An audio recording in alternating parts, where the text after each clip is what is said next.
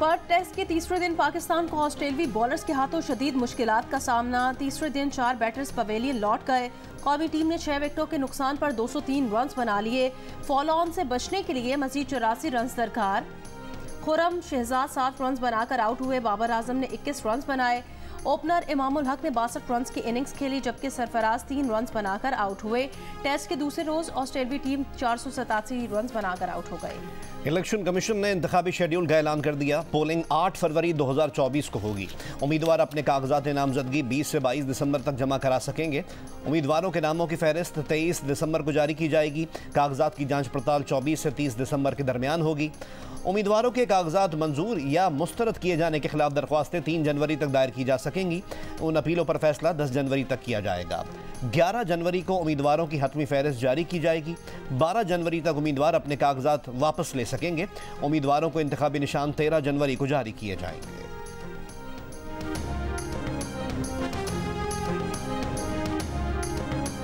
Election schedule का ऐलान होने से पहले सुप्रीम कोर्ट ने लाहौर हाई कोर्ट का फैसला मुअत्तल कर दिया। इलेक्शन कमीशन को जुम्मे को ही इलेक्शन शेड्यूल जारी करने का हुक्म दिया। लाहौर हाई कोर्ट में तहरीक इंसाफ के दरखास्त गुजार उमैर नियाजी को तौहीन अदालत का नोटिस जारी। हुक्मनामे में लाहौर हाई कोर्ट को आरओज और DRO से मुतालिक दरखास्त पर मजीद कार्रवाई से रोक दिया गया। इलेक्शन कमीशन को रिटर्निंग ऑफिसर्स और डिस्ट्रिक्ट रिटर्निंग ऑफिसर्स की ट्रेनिंग रोकने का नोटिफिकेशन वापस लेने का हुक्म दे दिया। हुक्मनामे में कहा, लाहौर हाई कोर्ट ने अपनी हुदूद से बढ़कर हुक्म जारी किया। जज और दरखास्त गुजार ने सुप्रीम कोर्ट के हुक्म को नजरअंदाज किया। लाहौर हाई कोर्ट ने बुध की रात PTI के उमैर नियाजी की दरखास्त पर इंतजामिया से इलेक्शन करवाने का नोटिफिकेशन मुअत्तल कर दिया था। फैसले के बाद इलेक्शन कमीशन ने ROs और DROs की मुल्क भर में तरबियत रोक दी थी।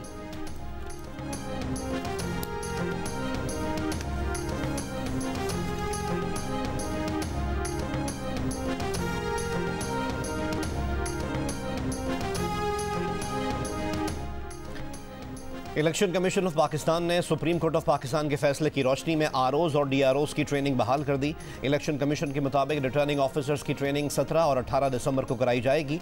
डिस्ट्रिक्ट रिटर्निंग ऑफिसर्स की ट्रेनिंग का इनेकाद 19 दिसंबर को किया जाएगा।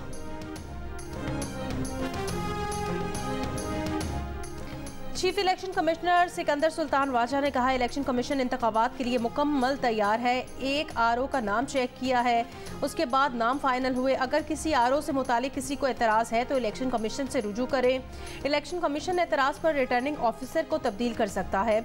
जो 2-3 दिन ज़ाया हुए उनको एडजस्ट किया जाएगा। बलोचिस्तान और KPK में सिक्योरिटी की सूरत हाल तशवीशनाक है, मगर हम दुआ नहीं दवा भी करेंगे। सहाफ़ियों से गैर रस्मी बात करते हुए कहा, लाहौर की हल्का बंदियों पर नून लीग को तहफ़्फ़ुज़ात हैं। जिस शहर में एक जमात को जलसे की इजाज़त मिली तो सबको मिलेगी। PTI समेत तमाम सियासी जमातों को लेवल प्लेइंग फील्ड फराहम कर रहे हैं। तहरीक इंसाफ के मुखालिफ नहीं हैं, उन्होंने मेरी नामजदगी की।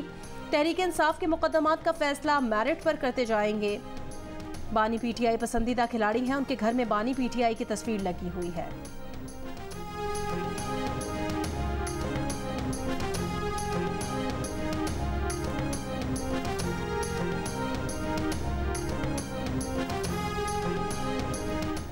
आज से पेट्रोल 14 रुपये फ़ी लीटर सस्ता कर दिया गया। कमी के बाद पेट्रोल की फ़ी लीटर कीमत 267 रुपये 34 पैसे मुकर्रर। डीजल की फ़ी लीटर कीमत 13 रुपये 50 पैसे कमी के बाद 276 रुपये 21 पैसे हो गई। मट्टी के तेल की कीमत में 10 रुपये 14 पैसे फ़ी लीटर की कमी। लाइट डीजल ऑयल भी 11 रुपये 29 पैसे सस्ता कर दिया गया। पेट्रोल की कीमतों में कमी पर आवाम का मिला जुला रद्द-ए-अमल। कोयटा और कल्लात में बारिश के बाद सर्दी की शिद्दत में मजीद इजाफा हो गया। वादिया ज़ियारत में मौसम सरमा की पहली बर्फबारी। ज़ियारत की गलियां और पहाड़ बर्फ से ढक गए। बर्फबारी के बाद ज़ियारत में सर्दी की शिद्दत बढ़ गई। सुई गैस प्रेशर न होने के बराबर लोगों को मुश्किलात का सामना। बलोचिस्तान के सर्द इलाकों के तालीमी इदारों में आज से तातीलात का आगाज़। तालीमी इदारे 75 रोज़ा तातीलात के बाद आइंदा साल 1 मार्च से खुलेंगे। सिंध और पंजाब के बेशतर मैदानी इलाके आज भी धुंध की लपेट में। मोटरवे M2 लाहौर से कोट मोमिन तक बंद। मोटरवे M4 अब्दुल हकीम से पिंडी भटियां तक और मोटरवे M3 फैजपुर से रजाना तक धुंध के बाइस बंद कर दी गई। दुनिया के आलूदा तरीन शहरों में लाहौर आज तीसरे जबकि कराची चौथे नंबर पर मौजूद।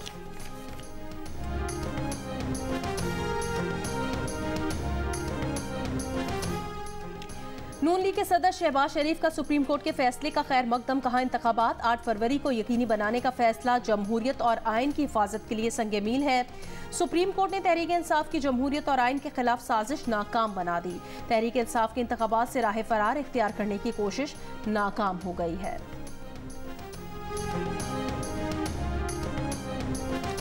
पीटीआई की कोर कमेटी का रियासती इदारों और शख्सियात के बारे में हर किस्म की नफरत अंगेज़ मुहिम से मुकम्मल लाताल्लुकी का इजहार। एलामिया में कहा कि सलमान अहमद और दीगर की जानिब से सोशल मीडिया अकाउंट्स पर पोस्ट से तहरीक इंसाफ का हरगिज़ कोई ताल्लुक नहीं।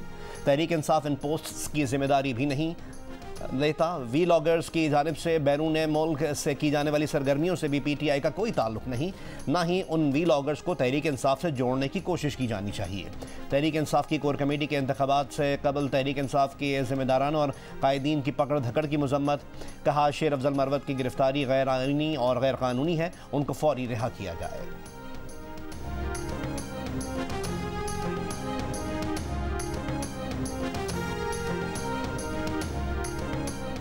निगरान वजीर दाखिला सरफराज बुगटी ने इस्तीफा दे दिया। निगरान वजीर आजम ने कबूल भी कर लिया। सरफराज बुगटी ने अपना इस्तीफा 13 दिसंबर को निगरान वजीर आजम को पेश किया था। जराये के मुताबिक सरफराज बुगटी ने इंतखाबात में हिस्सा लेने के बायस इस्तीफा दिया। सरफराज बुगटी मुस्लिम लीग नून के टिकट पर लड़ेंगे। जल्द मुस्लिम लीग नून की क़यादत से मुलाकात मुतवक्के। गजा के शहर खान यूनुस में शदीद लड़ाई जारी। इसराइली फौज के हमलों में खान यूनुस में अल जज़ीरा टीवी का कैमरामैन भी शहीद हो गया। गजा में शोहदा की मजमूई तादाद 18,800 हो गई।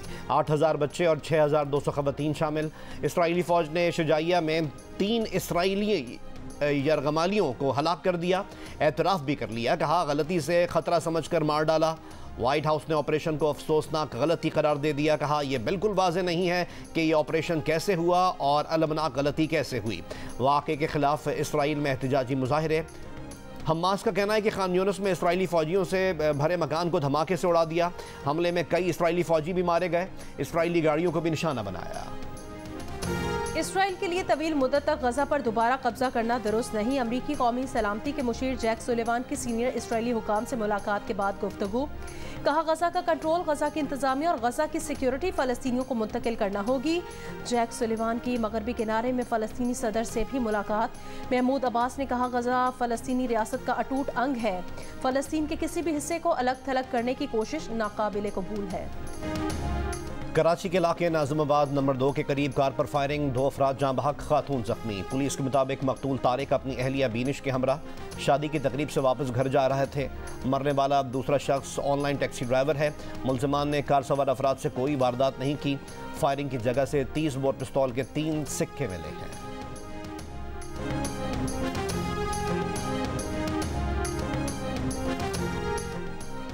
जस्टिस शौकत अजीज सिद्दीकी बरतरफी केस में lieutenant general retired Faiz Hamid को नोटिस। चीफ जस्टिस काजी फाइज ईसा ने शौकत अजीज सिद्दीकी के वकील हामिद खान से कहा जनरल रिटायर्ड कमर जावेद बाजवा पर तो बराह रास्त इल्ज़ाम ही नहीं। जनरल बाजवा को नोटिस करेंगे तो कल हमारे ऊपर बात आएगी कि गलत नोटिस हुआ।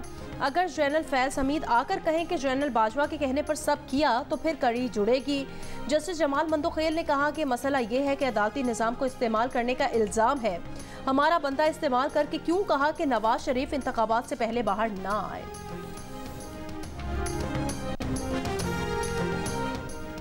सहूलतकारों को फरीक बना लिया है तो फायदा उठाने वालों को क्यों नहीं बनाया। कोई फौजी ऑफिसर खुद वजीर आजम बनना चाहता था। अगर आपके इल्जामात दुरुस्त हैं तो क्या वो जर्नल्स किसी के सहूलतकार बनना चाह रहे थे? जिसकी ये जर्नल सहूलतकारी कर रहे थे वो कौन था? क्या शौकत अजीज सिद्दीकी के इल्जामात दुरुस्त हैं? शौकत अजीज सिद्दीकी ने कहा फ़ायदा किसने लिया, ऐसी कोई बात तकरीर में नहीं थी।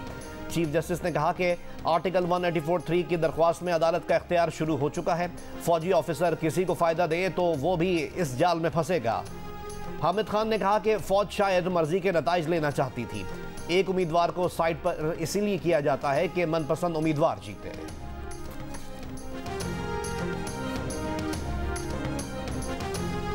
नून लीग के रहनुमा राना सनाउल्लाह ने सुप्रीम कोर्ट के फैसले को इंतहाई मौसर करार दे दिया। कहा, सुप्रीम कोर्ट ने पहले जो फैसला किया था वो भी बहुत वाज़ेह था। पीटीआई ने हाई कोर्ट में पिटीशन दायर करके इलेक्शन कराने में रुकावट डाली। आईपीपी रहनुमा फिरदौस आशिक अवान ने कहा, जमहूरियत को डीरेल करने का पीटीआई का ख्वाब चकनाचूर हो गया। प्रोग्राम नया पाकिस्तान में बात करते हुए पीटीआई के रहनुमा तैमूर सलीम झगड़ा ने सुप्रीम कोर्ट के फैसले को मुनासिब करार देते हुए कहा, इलेक्शन ताखीर से कराने की साजिश पीटीआई ने नहीं की। JUIF और दीगर जमातों ने इलेक्शन में ताखीर से मुतालिक बयान दिए। उसूली तौर पर ब्यूरोक्रेसी और जुडिशल अफसरान पर किसी को एतराज़ नहीं होना चाहिए। पीपल्स पार्टी के रहनुमा चौधरी मंजूर ने कहा कि डिप्टी कमिश्नर्स इस वक्त नून लीग की बी टीम बने हुए हैं, इलेक्शन शफाफ होते नजर नहीं आ रहे।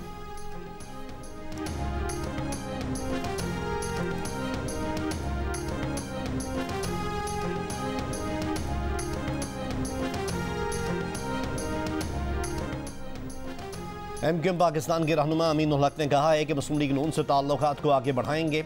MQM की GDA और JUI के साथ भी बातचीत हो रही है। सुन्नी तहरीक का वक्त भी जल्द आएगा। साफ और शफाफ इंतखाबात चाहते हैं। मुस्लिम लीग नून के रहनुमा निहाल हाशमी ने कहा कि इस बार इंतखाबात को चोरी नहीं होने देंगे।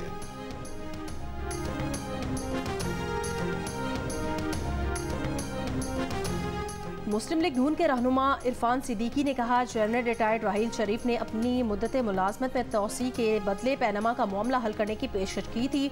जनरल राहील शरीफ बार बार तोसी का पैगाम भिजवाते रहे। बिलाखिर उन्होंने नवाज शरीफ से बराह रास्त तोसी का मुतालबा करते हुए पैनमा का मामला हल करवाने की पेशकश की थी, जिसे नवाज शरीफ ने रद्द कर दिया था।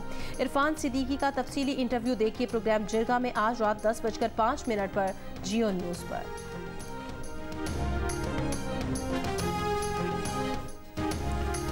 Army chief general Syed Asim Munir की अमरीका में वजीर खारजा एंटनी ब्लिंकन, वजीर दिफा जनरल लॉयड ऑस्टिन और दीगर अमरीकी हुक्काम से मुलाकातें।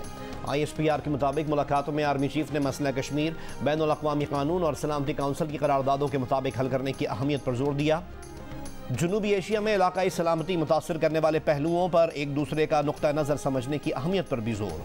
मुलाकातों में इंसदाद दहशतगर्दी और दिफाई ताउन के शोबों को बुनियादी अहमियत दी गई।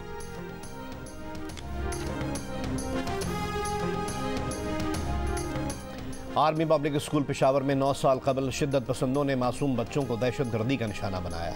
हमले में 147 अफराद शहीद और दर्जनों जख्मी हुए। सिक्योरिटी फोर्सेस ने हमले में मुलव्वस 6 दरिंदा सिफत दहशतगर्दों को गिरफ्तार करके मिलिट्री कोर्ट से मौत की सजाएं सुनाई गईं। अंडर 19 एशिया कप के सेमीफाइनल में बड़ा अपसेट मुत्तहिदा अरब अमारात ने पाकिस्तान को 11 रन से हराकर पहली बार फाइनल तक रसाई हासिल कर ली। बांग्लादेश ने भारत को 4 विकेटों से हराकर फाइनल के लिए क्वालिफाई कर लिया। फाइनल कल खेला जाएगा। सकूते ढाका को 52 बरस बीत गए। भारत की साजिशों और अपनी लफ्ज़िशों से 16 दिसंबर 1971 को पाकिस्तान 2 टुकड़े हो गया। तहरीक पाकिस्तान में हरावल दस्ते का किरदार अदा करने वाले मशरक़ी पाकिस्तान के बासियों ने अपनी राहें हमेशा के लिए जुदा कर लीं। 16 दिसंबर 1971 को मशरक़ी पाकिस्तान बांग्लादेश बन गया। काशगर के कदीम शहर को इसकी असल शक्ल में बहाल कर दिया गया है, जो अब एक सकाफती शहर की शक्ल इख्तियार कर चुका। घरों को रेस्टोरेंट्स में तब्दील कर दिया गया, जहां सकाफती शोज मुनक़िद किए जाते हैं। और दिल का रिश्ता गूंगे और बहरे अफराद की भी आवाज़ बन गया। जुलेखा और जमशेद भी पैदाइशी माजूरी का शिकार थे, जो दिल का रिश्ता ऐप के जरिए मिले और अब हंसी खुशी जिंदगी गुजार रहे हैं।